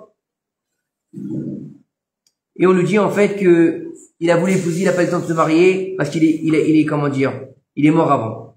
Il y en a qui disent qu'il a épousé, il a divorcé parce qu'il aimait trop la Torah. Bon, c'est encore plusieurs niveaux. En tout cas, on nous dit que voilà, Shammai, il a dû se réincarner en Ben Azaï. Et il nous dit que aussi Moshe Rabbeinu, il a créé de nombreuses âmes. Grâce à quoi? Lorsque l'étude de la Torah, lorsqu'il s'est séparé de son épouse, c'est ça que Moshe Rabbeinu, il a vécu comme un homme de divorcé. Mais pourquoi alors l'étude de la Torah, elle peut créer des nouvelles neshamot? Faut comprendre que la Torah, elle s'appelle Oraïta. Oraïta, c'est quoi? C'est la lumière divine. Et on nous dit que Wistakel Boraïta ou Bara Alma, il a regardé dans Oraïta, dans la lumière divine, donc dans la Torah, et il a créé le monde. On parle de qui? De qui on parle? Akadosh Baruch Hu. Donc ça veut dire que en fait, l'étude de la Torah, puisque c'est l'origine du monde, on va être en mesure de faire venir quelque chose d'énorme. Ça veut dire que l'étude de la Torah, elle va attirer une lumière pure, qui provient de quel monde? Du monde de la Hatzilut. Le monde de la Hatzilut, c'est le plus haut niveau. Le monde de la Hatzilut, c'est le plus haut niveau des âmes. C'est des âmes pures. L'âme de Moshe Rabbeinu, elle vient du monde de la Hatzilut, par exemple, d'accord? Et en fait, elle a ce niveau-là, il est en mesure d'aveugler les clipotes. Et donc, si elle est en mesure d'aveugler les clipotes et de diffuser cette lumière, on sait très bien, c'est les vases communicants. À partir du moment où l'obscurité descend, la lumière s'éveille. Et si la lumière s'éveille, elle ouvre la porte. Vaïhi hor, et le monde, il a commencé à être créé. Avant ça, il n'y a pas de création. Vous avez remarqué? Avant que Dieu dise et la lumière fut, et la lumière soit, il n'y a rien qui est créé. Vechoshech al peneteum. C'était l'obscurité sur Tout le monde. la surface de théum, c'est L'étendue terrestre. non, le théum, c'est comment on appelle ça? Ah, je sais plus, il y a un autre mot comme ça. C'est pas les ténèbres, les théums, c'est non, c'est pas un ravin. C'est autre chose encore. J'ai oublié le mot en français. En tout cas, théum, c'est-à-dire qu'il y a rien, il n'y a pas de construction. À partir du moment où Dieu, hein? Les abîmes, merci. Merci les abîmes. Ah, sans la Torah orale, merci aussi. Le troisième, c'était sans la Torah orale. Voyez aussi, vient nous faire... Merci, Maître Capello. En tout cas, il faut savoir ici que maintenant, ces âmes-là, d'accord, elles permettent de libérer des âmes et de les élever dans le monde supérieur à leur endroit d'origine, afin de se réincarner dans le corps d'un homme qui se convertit. Ça veut dire quoi? Et quelle est la différence entre les âmes des convertis ou sont toutes différentes? Est-ce que les âmes des convertis elles-mêmes, elles sont différentes? On sait que les âmes des juifs, elles sont différentes. Il y a plusieurs niveaux d'âmes qui viennent de la Hatzilut, qui viennent de plus bas, qui viennent de ce qu'on appelle la poubelle. Il y en a qui viennent de la poubelle, on l'appelle de la poubelle du monde supérieur. C'est les âmes qui ont été créées par des choses qui sont pas très propres. D'accord? Non, pas catholique, juif, je parle de juif, mais pas très propre. Pas très catholique, allez, si tu veux, allez, on te la donne. En tout cas, écoutez bien. Rabbi Chaim Vital, l'élève du Ari Akadosh, d'accord? Il nous dit que son maître, donc le Ari Akadosh, rappelez-vous ce qu'on a dit la semaine dernière sur le Ari Akadosh. C'est Kodesh Kodashim, vous vous rappelez ou pas ce qu'on a dit sur lui? Non, c'est pas la semaine dernière, c'est il y a 2 semaines. Ou la semaine dernière, je sais plus. La semaine dernière, on a parlé du Ari Akadosh. Par rapport à la Kabbalah Maasit, que le Ari Kadosh, il connaissait toute la Torah et que même lui, il disait qu'il fallait éviter la Kabbalah Maasit. D'accord? Il nous dit ici, Rabbi Akiva, par exemple, l'âme de Rabbi Akiva, elle n'était pas comme les autres âmes de conversion. Elle était extrêmement élevée. Mais qu'est-ce qui s'est passé? Elle est tombée sous l'emprise des clipotes. Pourquoi? À cause de la faute de Adam Arishon. et de Caïn. Il faut savoir que la faute, elle permet à la clipa de prendre un essor sur la sainteté. Pourquoi? Parce qu'elle s'est nourrie de cette sainteté. Comme on l'a déjà expliqué, la clipa n'a pas de vitalité propre. Ça veut dire quoi? C'est comme une sangsue. Une sangsue, vous la mettez sur rien, qu'est-ce qu'elle va faire? Elle va mourir. Un parasite, vous le mettez sur rien, qu'est-ce qui va passer? Il va mourir. Il a besoin toujours d'un autre. Et ben, les clipotes, elles ont besoin de la sainteté et de la pureté pour se nourrir. Donc, à partir du moment où Adam Arishon, qui était saint, qui était Kodesh à Kodashim, Adam Arishon, c'est une création qui a été créée directement par Dieu. C'est le seul être humain, avec sa femme, qui n'a pas de papa et pas de maman. Faut comprendre quand même. Il n'y a pas de matrice, il n'y a pas comme les fous au Japon, vous n'avez pas entendu ça? Hein? Ils veulent faire des gestations de bébés dans des robots. Dans des robots. Un utérus, comment ça s'appelle? Artificiel, avec un ventre artificiel dans un robot, un bébé dans un robot. Et après, on va en faire quoi? On va faire un humanoïde? C'est des malades, les gens, ils se prennent pour Dieu. En tout cas, la clipa, elle fait chuter les neshamot. Et elle a enfoncé très bas la neshama de Rabbi Akiva. Et il a fallu qu'il sorte pour recueillir son âme, pour retrouver son lévouche. Comment il est passé? Par où il est passé? Il est passé par Yosef Hatzadik. L'âme de Rabbi Akiva, elle est passée par Yosef Hatzadik. Et comment il s'appelait le père de Rabbi Akiva? Akiva ben Yosef. Akiva ben Yosef. Et qui était lui-même un converti. Mais qu'est-ce qui s'est passé? C'est qu'elle était tellement... C'est pour ça que faut faire attention quand il y a une conversion de bien la faire. Pourquoi? Parce que, étant donné que cette neshama, elle est entre deux mondes, qu'est-ce qui va se passer? Elle est appelée par la klipa. Et donc, la neshama de Rabbi Akiva, comme elle était très enfoncée dans la klipa, qu'est-ce qui s'est passé? Eh ben, pendant 40 ans, c'était un Amaharetz. Pendant 40 ans, il disait quoi? Que je puisse mordre les Talmidei Chachamim, comme avec la mâchoire d'un âne. Je voudrais leur casser les os. Je déteste les rabbins. Pourquoi? Parce qu'il était encore enfermé dans sa clipa jusqu'à 40 ans. Vous avez compris? Ça veut dire que Rabbi Akiva, il voulait les mordre. Ça veut dire quoi? Il est encore empêtré dans la morsure du serpent. Ça veut dire quoi? Dans la faute originelle, dans la clipa. Et c'est une fois qu'il a pu s'unir à la Gdusha grâce grâce à l'interaction de sa femme, sa deuxième femme, pas sa première femme. La première femme, on connaît rien sur la première femme de Rabbi Akiva. La deuxième femme, elle s'appelle Rachel Bat Kavasavua, qui est enterrée juste en face de Rabbi Meir Balanès à Tibériade, ok? Vous avez vu le lac? Rabbi Meir Balanès en face, un peu plus haut, et la tombe de Rachel Bat Kavasavua, je vous invite à y aller. C'est la deuxième tombe féminine la plus visitée en Israël après celle de Rachel Imenu. D'ailleurs, elle s'appelle aussi Rachel parce que c'est un nitzot, c'est une étincelle divine de Rachel Imenu qui est elle-même une étincelle de Chava. Et ça, c'est encore un autre, on verra pour les voyages, on parlera pour les voyages. Il n'y a rien qui veut que je fasse des voyages, je crois que je travaille pas, toi. Payez-moi mes journées, je fais autant de voyages que vous voulez. La journée, c'est pas un problème. Attends. Le voyage comme ça. Bon, on va voir après. Tu nous dis d'aller voir. D'accord. Bon, on va en parler après, Monette. Monette, elle veut voyager. Alors, on continue.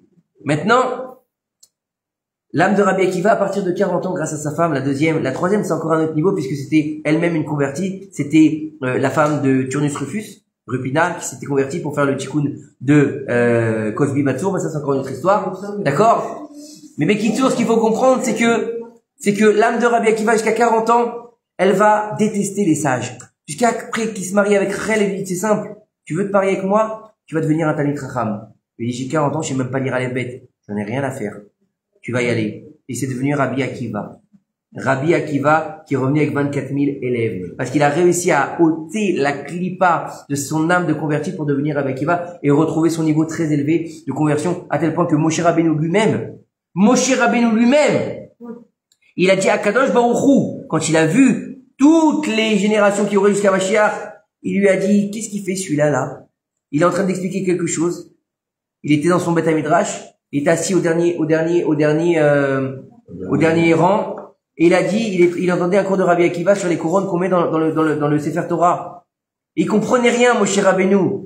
Et il dit, mais d'où ça vient? Qu'est-ce que c'est? Je comprends pas. Alors il y a un élève qui lève la main et dit, Rabbi, d'où est-ce que tu as appris cette halakha sur les couronnes dans le Sefer Torah? Et Rabbi Akiva, il dit, halakha de Moshe Sinaï. Une halakha de Moshe au Sinaï. Il était un peu, ça vient de moi, je suis content. D'accord? Il lui a dit, il est revenu, il lui a dit, tu es un homme comme ça, et tu décides que c'est moi qui donne la Torah, c'est lui qui doit donner la Torah, il lui a dit. Vous savez ce qu'il lui a dit à Kadosh Baruch Hu? Shtok. Tais-toi. J'en ai décidé ainsi. Bon, après, il lui a montré comment il était mort, et là, Moshe l'a pleuré. Il lui a dit shtok 2 fois, ouais. Ah ouais, c'est quand même Ouais, c'est ça. Il lui a dit que c'est lui qui, cette force qu'il a. Ouais, il lui a dit, c'est lui quelle force il a. Et pour moi que tu donnes la Torah.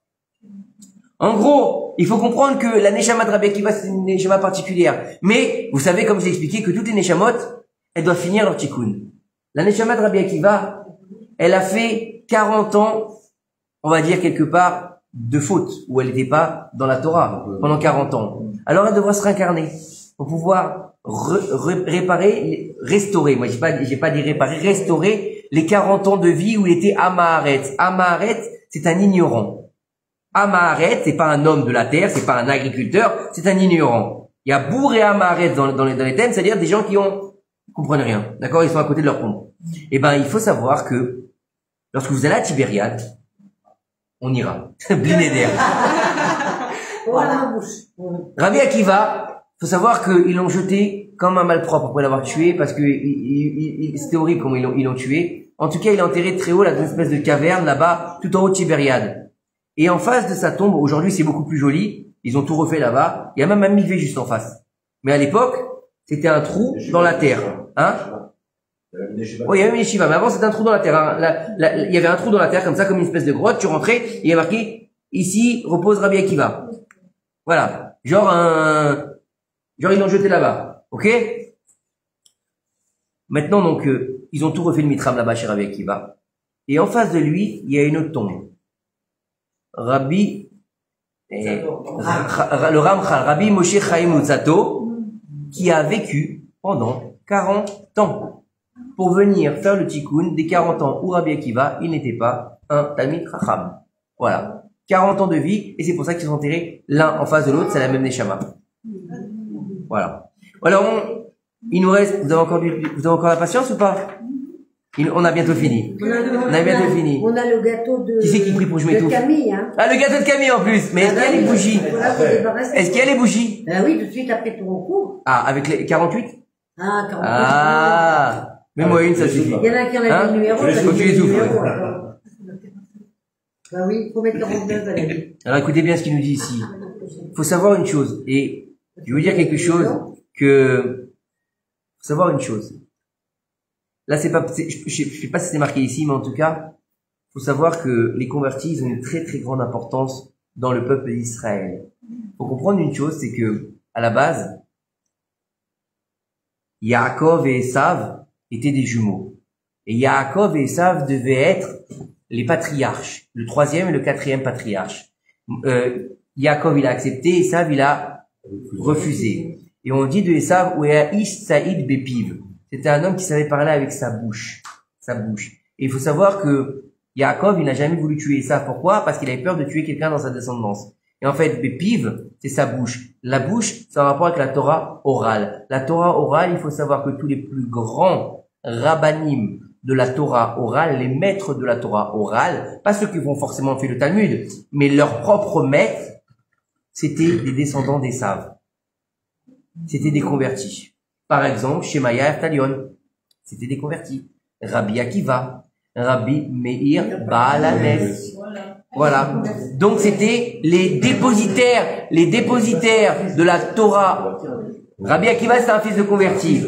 Rabbi Meir Baal Hanès, c'est le fils de Néron. C'est un fils de converti aussi. Rabbi Meir Baal Hanès. C'est le fils de Néron. En tout cas, il faut savoir une chose, c'est que toute la Torah orale, elle vient de les convertis. C'est pour ça qu'il y a son importance. Et c'est pour ça que c'est un autre niveau. Pourquoi? Parce on a dit qu'ils viennent d'un niveau qui est pas le même que le nôtre. Donc ils ont une capacité à encore plus pouvoir se remplir de lumière. Pourquoi? Parce que plus tu es bas dans la noirceur, plus tu peux amener de la lumière. Il nous dit ici que... Hein? C'est ça qu'on dit que les non-juifs, les convertis sont plus juifs que les vrais juifs. Ça, c'est des bêtises de dire ça. Ça, c'est des bêtises. Parce qu'il est pas plus juif, il est pareil, il est juif. Ça encore une fois, ça, ce que tu viens de dire, c'est exactement, non, c'est exactement les débilités qu'on entend quand on sait pas ce que ça convertit. Il y a pas, c'est une neshama qui a rejoint son peuple tout simplement. À un moment donné, moi j'avais entendu cette belle explication, je me souviens plus de qui il y a quelques années. Un converti, c'est un juif qui à un moment donné s'est trompé de chemin. Il a repris le chemin et il est revenu dans son peuple. C'est tout. Ça s'arrête là. Ça a toujours été un juif qui s'est juste à un moment égaré. Il est passé dans une autre personne. C'est un mouton. Il a loupé le coche. En tout cas, écoutez bien. Néron, César, il lui a dit, va détruire Jérusalem. Néron, il avait peur. D'accord? Qu'est-ce qu'il a fait? Il a tiré une flèche. Il a tiré une flèche dans les points cardinaux. D'accord? Et à chaque fois qu'il tirait, pourtant il tournait au dos à Jérusalem, sur le côté. La flèche, elle revenait vers Jérusalem. D'accord? Et il a dit, bon, ça veut dire qu'il faut détruire Jérusalem et que Jérusalem est donné dans mes mains. Il avait un petit enfant qui passait par là, il lui a dit, dis-moi, qu'est-ce que tu as appris aujourd'hui au Talmud Torah? Il lui a dit, aujourd'hui j'ai appris que Hachem, il a dit, je lèverai ma main et je me vengerai contre Édom et je vengerai mon peuple Israël. Il a dit, oh là là. C'est-à-dire que Dieu, le Dieu d'Israël, il veut détruire son temple. Mais si c'est moi qui le détruis, il a dit qu'il lèverait sa main contre Édom. Néron, c'était quelqu'un qui était d'Édom. Donc il a dit, après, qu'est-ce que je vais faire? Je vais être coupable d'avoir levé la main contre le peuple d'Israël, donc je prendrai une punition de Dieu. Il a dit, ça m'intéresse pas. Je vais aller me convertir et je vais rentrer. Et malgré le fait qu'il était menacé de mort, c'était comment dire, envoyé par César. C'est un crime de lèse-majesté. Il est parti, il s'est converti, et de lui descendra Rabbi Meir Baal HaNes. D'accord? Meir, ça vient de Lehaïr. D'accord? La lumière, illuminer le monde. D'accord? Rav Shmuel bar Shila. Néron s'est converti. Néron s'est converti. Il n'y a que des convertis en fin de compte. Hein. C'est ce que je viens de dire. Beaucoup de fond. Bah oui. En tout cas, il nous dit ici que Rav Shmuel bar Shila, il venait de la, écoutez bien, Rav Shmuel bar Shila, lui d'où il venait? De la clipa de Haman, Aracha. On nous dit ici que les descendants de Haman, ils ont appris la Torah à Bnei Brak. C'est qui les descendants d'Haman qui ont appris la Torah à Bnei Brak? C'est Rav Shmuel bar Shila. On dit qu'ils avaient un haut niveau. Faut comprendre une chose, c'est que ces Neshama-là, elles peuvent atteindre des niveaux incroyables. Hein? Bah, peut-être qu'il y avait des petits-enfants. Avant que ses enfants Peut-être. C'est possible. Il y en a qui disent, moi j'avais lu un midrash, j'avais étudié un midrash il y a quelques années, j'avais entendu que c'est vrai, ils ont pendu 10 fils d'Aman, mais qu'Aman il avait plus de 100 fils. Oui. Il avait plus de 100 fils. Ah, c'était un tireur d'élite. Voilà. Qu'est-ce que tu veux dire?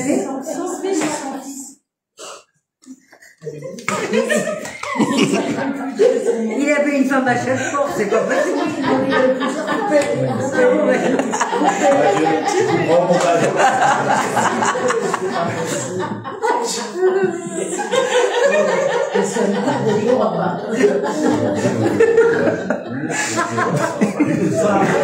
On est en direct, vous voyez. Dis pas d'Alizette, mais on est en plus.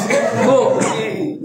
En tout cas, faut savoir une chose. Alors c'est vrai qu'on a parlé des hommes, on a parlé de Rabbi Akiva, Rabbi Meir Baal HaNes, Ça change, hein. et Rabbi Shmuel bar Shila, mais il faut savoir que il y a aussi des grandes femmes qui se sont converties, d'accord, et que la plus grande, tout le monde la connaît, Ruth, l'arrière-petite-fille de Balak, d'accord. Il avait vu que sa petite fille, ce serait une des descendantes, ce serait la mère du Mashiach, en fait. Balak, il a eu ça. C'est pour ça qu'à la base, il voulait détruire le peuple d'Israël. D'accord? Donc Ruth, pas besoin de vous faire le portrait de Ruth, c'est la reine de la royauté d'Israël. À tel point qu'on nous dit, qu'est-ce qu'il a? 67, À tel point qu'on nous dit que Ruth, elle avait son siège sur le trône de Shlomo Amelech. Et qu'elle a vu donc je crois que ça a été trois générations de suite. Et que là-bas, elle était assise sur le trône de Shlomo, et il appelait la mère de la royauté. Ruth, Moabite. D'accord? Qui était une princesse, fille de Eglon, roi de Moab. C'est pas grave. 67 guillemets, à taille aussi. Tu montes les escaliers, dis-lui. Hein? Il en faut encore 3? Il en faut encore 3. Ça va être chaud, hein. J'étais sûr ce soir qu'il allait avoir Minyan. Les femmes présentes comme d'habitude. Et les hommes, hein, en vacances comme d'habitude. Les hommes, elles sont fidèles, hein. Fidèles, ouais. Elles sont fidèles pour Shmuel, hein. Écoutez bien. Écoutez bien. Il y en a une autre. Il y en a une autre qui est pas très connue. Bitia, bien sûr. Mais il y en a une autre qui est pas très connue. Une autre femme qui s'appelait Rachav. Rachav. Mais coupe le micro. Mais non, mais il cherche des choses. Tu vois pas qu'il souffle depuis tout à l'heure. Jette-le par la fenêtre. Rachav. Rachav, c'était qui? Le Harizal. Il faut comprendre. Il va nous dire Rachav. C'était une femme débauchée. Écoutez bien. Rachav, c'était une prostituée. C'était une grande prostituée, pas n'importe laquelle. Tous les gouverneurs d'Israël, ils venaient chez elle. Et lui susurraient à l'oreille tous les secrets de la terre de Canaan avant la conquête d'Eretz Israël. Et c'est là-bas qu'ont été envoyés les deux explorateurs de Yoshua, d'accord? Mais son âme, elle était d'une grande sainteté. Et elle a épousé Yoshua bin Nun, celui qui a succédé à Moshe Rabbeinu. Et de Rachav, pourtant à la base c'était une prostituée. De Rachav, il va descendre 7 prophétesses en Israël. Et Rachav, écoutez bien encore une chose, et Rachav, elle va se réincarner à l'époque du temple, puisque là on a la conquête d'Eretz Israël, elle se réincarnera. Donc Rachav, elle se réincarnera en Hanna, la maman de Shmuel. Et Rachav, de Shmuel. Hanna, la maman de Shmuel. Non, ma mère, elle s'appelle pas. Ah bah, je sais pas. Hein? Qui? Hanna? Non, on en a eu plusieurs après Shmuel. Le premier qu'elle a eu. D'accord? Et Rachav, c'était Hanna. Mais Rachav, c'était qui à la base? Allez, je vous la donne quand même, je vous la fais ce soir. Ce serait bien dommage. Rachav, fais attention, mange pas le papier. Rachav, il y a des papiers dessus. Ah, il n'y a pas de papier, il y a du papier. Ah, écoutez bien. Ah, dis-moi. Rachav, Rachav va se marier, écoutez bien. Rachav, qui était une prostituée, elle va se marier avec Yoshua bin Nun. D'accord? Dans la Gdusha, dans la sainteté. Rachav vient de la Klippa, c'était une non-juive. D'accord? Et Yoshua bin Nun, il vient de la tribu de Yosef. Yosef. Yoshua bin Nun, il vient de la tribu de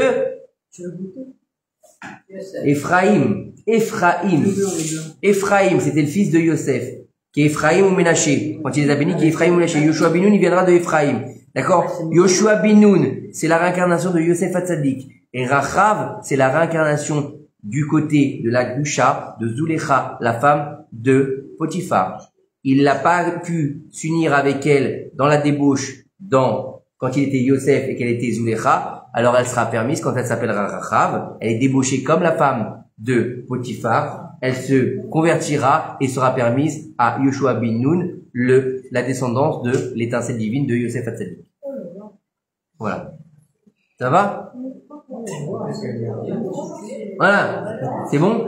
Il n'y a pas de papier? Je crois qu'il y a du papier. En tout cas, les âmes des convertis, écoutez bien ce que nous va bientôt finir, les âmes de convertis sont d'une si grande valeur que c'est la raison pour laquelle Akadosh Baruch Hu exila Israël au milieu des nations du monde. Voilà, regardez la galoute. Une des raisons de la galoute, c'est que Akadosh Baruch Hu, il aime tellement les âmes des convertis qu'il a été nous envoyer parmi les nations du monde pour aller chercher les âmes des convertis. Dans 10 minutes, il arrive aussi. Il nous manque un alors. Jérémie, il aussi, il nous manquera un. Daniel, vous êtes nous trouver un? Écoutez bien. Donc aujourd'hui, on peut comprendre que non seulement la mitzvah de Ve'afta l'erecha kamocha, mais la mitzvah de Ve'avetem et guerre, qui guerre à item. C'est quoi le inyan? C'est que vous étiez vous aussi un converti, un étranger en terre étrangère. Ça veut dire que n'oubliez pas une chose, et on va finir là-dessus, Bezrat Hashem. C'est que vous savez que un Égyptien a le droit de se convertir à la 3e génération. Un Égyptien a le droit de se convertir à la 3e génération. Pourquoi? Parce que ils nous ont donné le gîte et le couvert à l'époque de Yosef Hatzadik. C'est quoi ce bruit là?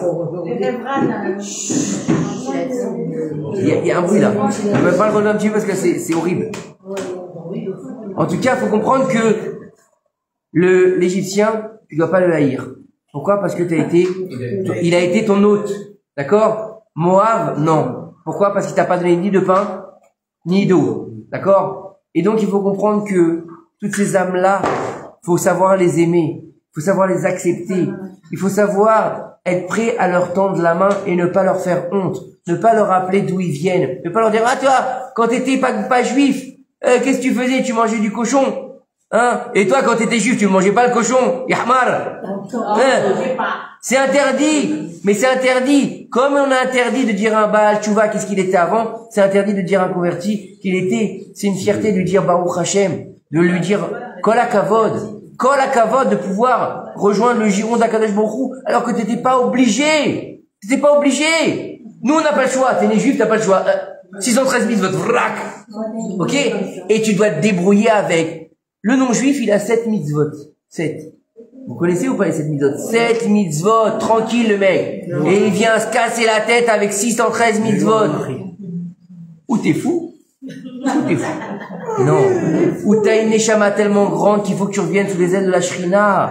Ça veut dire que ce sont nos frères d'âme.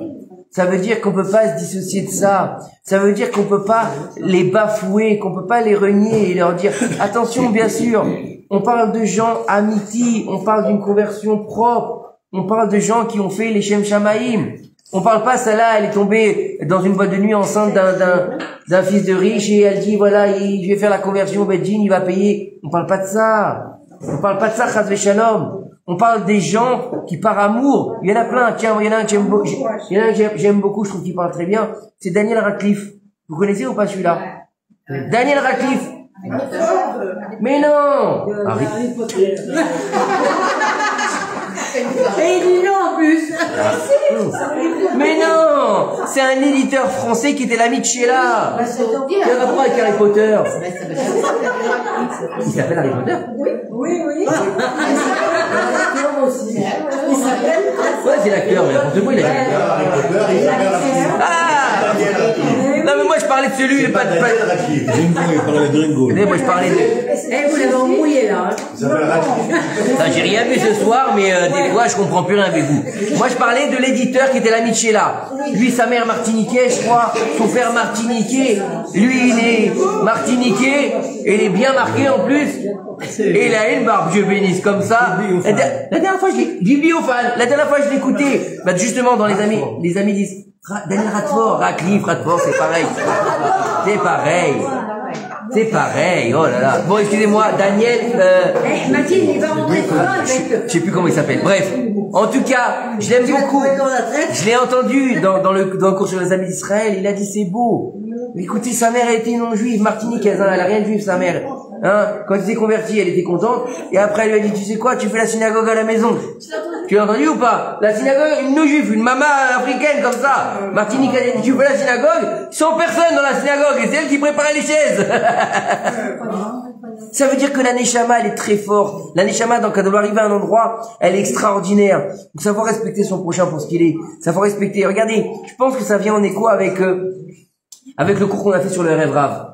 Parce que, il y a malheureusement, qu'est-ce qu'on a dit? Il y a des juifs qui ont une Neshama de Erev Rav. Et il y a des non-juifs qui ont une Neshama de juifs, justement. Et à la fin des temps, toutes les Neshamot vont se remettre en place, comme on a expliqué. Les Neshamot de juifs, elles vont être là. Les Neshamot de ceux qui étaient pas dans le clan d'Israël, elles vont se convertir, elles vont se réhabiliter. Je ne prends pas d'argent pour mes cours. Je sais pas, moi, je vois le truc arriver vers moi. Eh ben, c'est votre anniversaire. Je prends que les chèques de plus de 500 shekels. Il n'y a plus de chèque. Les chèques sans provision. Mais il a Mais pas fini. Maintenant, mais il a pas En fini tout cas, ton cours. à la fin des temps, toutes les... Mais t'as pas fini ton cours. Je vais finir. Mais ben pourquoi tu donnes ça? Je sais pas. Fini? Écoutez-moi bien, toutes les Neshamot vont être mises à leur place.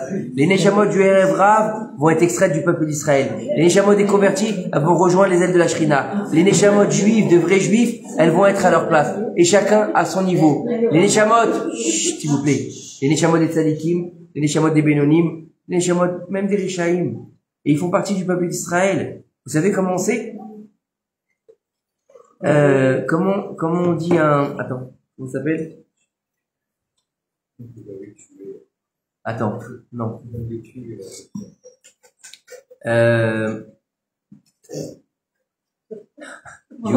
J'ai oublié le mot que je voulais dire. Ouais, tellement. C'est pas grave. Ce que je veux vous dire en tout cas, c'est que même les âmes des Réchaïm, elles font partie du peuple d'Israël, parce que il faut pas prier comme elle a dit Brouria à Rabbi Meir Balanès quand il voulait prier pour que des voyous qui étaient en bas de chez lui meurent. Elle lui a dit, des voyous juifs qui étaient en bas de chez lui. Rabbi Akiva, Rabbi Meir Balanès, il était tellement dérangé par eux qu'il a voulu prier pour qu'ils meurent. Sa femme lui a dit, chérie, tu vas pas prier pour qu'ils meurent, prie pour qu'ils fassent teshuva. Et ils ont fait teshuva. Donc faut pas mettre de l'extérieur à l'extérieur les Réchaïm. Ils font partie aussi du peuple d'Israël. Comme on l'a vu au Seder, on met les 4 fils à table. Et même le 5e fils qui est pas là.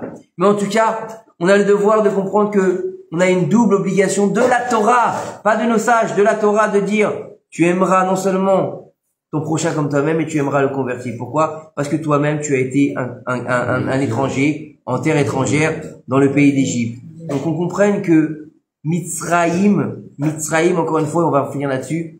Et là, je m'arrête, je vous assure. D'accord? Mitzraïm. Ne regardez pas ça comme l'Égypte. Mitzraïm, c'est la source de tous les exils. Ça veut dire que tu peux être en Israël et vivre en Mitzraïm. T'es dans Metzarim, t'es dans tes limites. Ça veut dire que tu n'arrives pas à dépasser tes limites. Tu n'arrives pas à sortir de ta zone de confort. Ça veut dire que t'es bloqué. Donc t'es dans ton Égypte. Tu peux être en Israël, en France, à Tombouctou, au Portugal, t'es en Égypte. T'es en Égypte. Et donc, il faut redevenir l'étranger qui revient sur sa terre. Comme on l'appelle, le juif errant. Le juif errant. Mais à un moment donné, il faut qu'il rentre à la maison. Et c'est maintenant qu'il faut rentrer à la maison. C'est maintenant qu'il faut revenir vers sa terre. C'est maintenant qu'il faut revenir vers notre émet, vers la vérité. La vérité, c'est quoi? C'est un peuple sur sa terre. On arrive au mois de Elul, si Dieu veut, la semaine prochaine. Ani les Dodi Vedodili, je suis mon bien-aimé à moi. C'est le mois de la Teshuvah. C'est un mois d'éveil. C'est le dernier Shabbat du mois de Av, cette semaine. C'est le mois de la paracha de Réé. Et il te dit à Kadosh Baruch Hu, regarde, je mets devant toi la bénédiction, la malédiction. Pourquoi est-ce qu'on va vouloir prendre la malédiction? On est des débiles. On doit prendre la bénédiction et faire venir le Mashiach Bimar Beno. Amen. Que signifie le mot Ekev? Le talent. Attends une seconde, j'ai pas fini. Attendez, j'essaie d'enlever le... Bravo. Pour la pizza, c'était délicieux. Bah, tout était bon, hein. Les gâteaux, moi j'ai goûté tous les gâteaux. J'ai pas réussi à enlever le direct encore. Non, mais chacun a fait un gâteau. Donc j'ai goûté. On a un voilà.